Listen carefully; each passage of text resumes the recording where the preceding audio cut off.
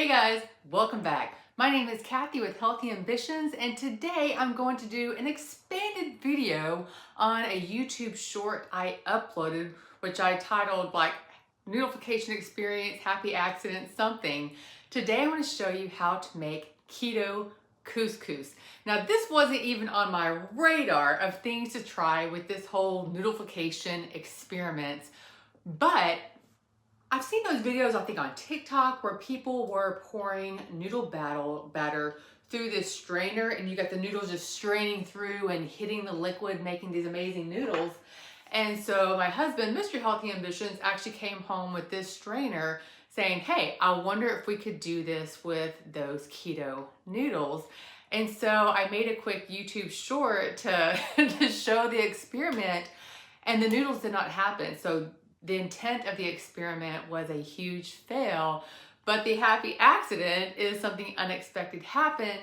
And basically, because it's a spherification process, little droplets came through here, and I had a ton of little tiny spheres floating in the water. And I'm like, oh my goodness, could this be rice? What could this be? And then so many of you guys came through for me, and you are commenting, that looks exactly like couscous. And it did. I actually was looking at pictures of couscous on the web, and it looks identical.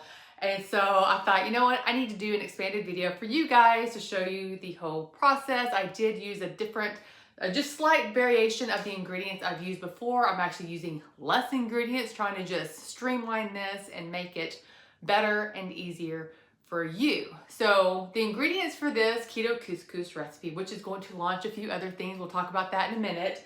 I, of course, be using, the spherification, the kitchen alchemy ingredients, sodium alginate in the batter. The calcium lactate will be used for the calcium bath.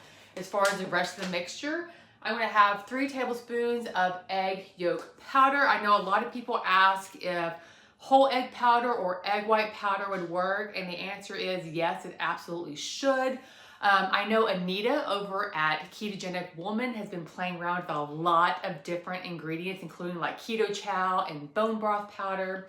I will link her in the description box below. She's one of the newest YouTubers to really dive into the noodlefication experiments.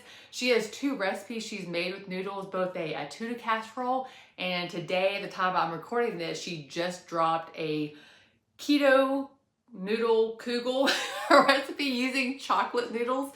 And her creativity blows my mind. You've got to go watch her video. I know a lot of you already know who she is, but if you do not, you've got to go check out her channel. She has so many amazing recipes.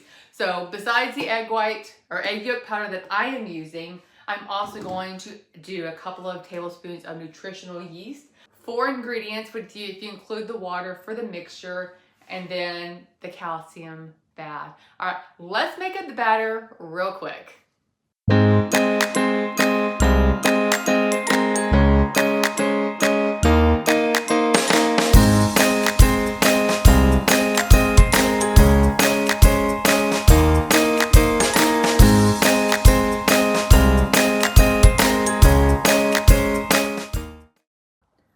So this rendition of the batter is going to seem a lot thinner if you've made this before than previous versions that include the xanthan gum, but you can see the bubbles are already rising nicely to the top.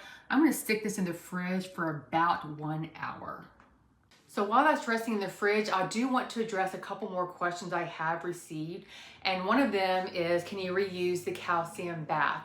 And I had several people comment saying, yes, they had done that. They had tried it, they had reused it, and it worked. But I have officially tested it for myself. I actually reused 1 calcium bath 3 times over the course of like 3 days. One person said they did it over the course of 5 days. Basically, when I was done with it for the day, I just covered it in saran wrap and put it in the fridge, and then brought it back out and proceeded with the next batch as I needed to. The other thing is, can you make the batter ahead of time, or do you need to use it right after that hour, 30 minutes or hour that it has rested to release the bubbles? And I've had batter sitting in the fridge for up to 2 days.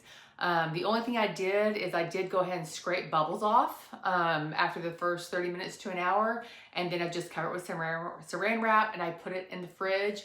So this is something like you could batch create the batter ahead of time, several days ahead of time, and then just make the noodles either on demand if you want to.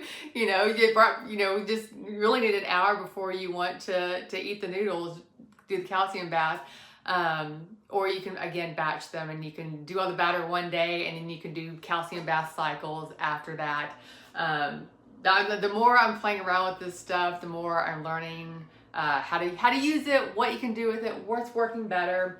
Like I said, I just discovered removing the xanthan gum works better for my batter in my experience, because all the bubbles were not releasing before, and now they are. So the final batter, once the bubbles are off, it is very smooth and it's beautiful. Which I'll be able to show you here in a little bit. It is actually lunchtime. This won't be for lunch. Before I go, real quick, and we finish letting this rest, I've got so many great recipe recommendations from you guys on using this couscous. Yesterday I went to the store and I bought the ingredients for my first official couscous recipe using the Keto Couscous. And I'm going to be doing a keto Italian wedding soup. I just bought the ingredients. I bought the ground pork, the ground beef, and the fresh spinach and the chicken stock and everything. And so that's gonna be the first thing I do. After this batch, that will be a different video though. So if you haven't done so yet, make sure you hit that subscribe button. And if you click that bell notification off to the side, you will be notified every time I upload a video. Another video I have coming up, I've got some noodles sitting in the fridge right now as I have bought all the ingredients for a chicken carbonara using these noodles. And so I'm very excited about those two recipes coming up. Those and so many more. Just hang out, enjoy this channel. Comment below if you have other recipe ideas, either for the keto noodles or the keto couscous. I want to hear your ideas, and if possible, actually create those recipes for you guys. All right. We'll come back in about an hour. All right, this just came out of the fridge. It's actually been in there about 2 hours. The teenager only had a half day of school. They starting Christmas break starting now, and so I had to go pick him up. But look at the bubble ring. The bubbles in the lighter batter, the less thick batter, they come up and they separate so much better. And then also I find that letting it sit in the fridge works a lot better than having it sit on the counter. So I'm gonna get these bubbles scraped off. We're gonna mix up our calcium bath. And actually I've already got a tablespoon of calcium lactate measured out here. So I'll go ahead and pour that in right now. Let it start dissolving. When you first pour it in there, it'll be a bit cloudy. Just keep whisking it until it becomes clear, and then it is ready to go. All right, let's come in to show you the bubble scraping. Or do you even need to see the bubble scraping? We'll show the bubble scraping.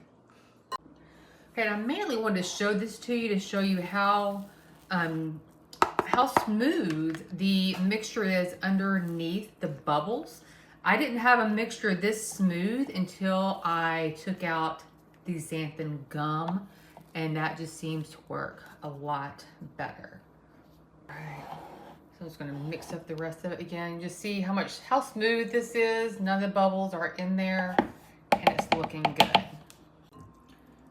All right, our calcium bath, the water is clear. It is ready to go. The great thing about the couscous is you don't have to put anything into a squeeze bottle. I got the funnel out and I didn't even need that. So again, I've got it's just a plastic colander strainer. That's all we're going to use. And this is where that accidental magic happened the other day. That was unexpected. So let's pour some of this through and watch it.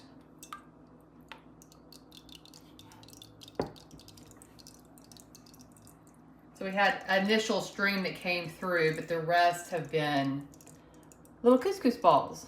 Poured in a little bit lighter this time.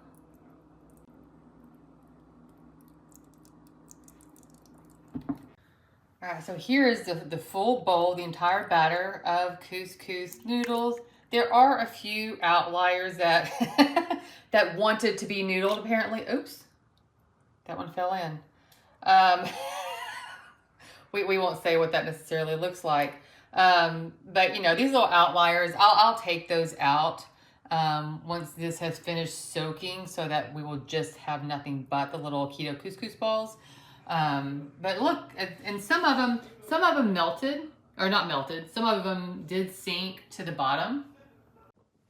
And one thing I learned is that these mixtures for the spherification process or noodlefication process, whatever you want to call it, it does work best when you are using cold water. I was watching a few of the videos on Modernist Pantry, and the cold mixture actually allows these spheres to do more sinking to the bottom, because when more are sinking to the bottom, that kind of makes room for more of them to hit the calcium bath.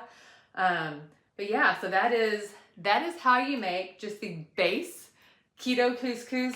I'm very excited. I have, like I said, I've got the keto Italian wedding soup coming up. In fact, well, as soon as I finish this video, I'm going to jump off. I'm going to start making that recipe, so you can expect that video soon. Besides that, that is all I have for you on this video. I hope you enjoyed it. If you are enjoying these noodlefication experiments, please drop me a comment below. Let me know. I know I'm having fun, and I hope you guys are too. All right, I hope you all have an amazing day, and I will see you on the next video.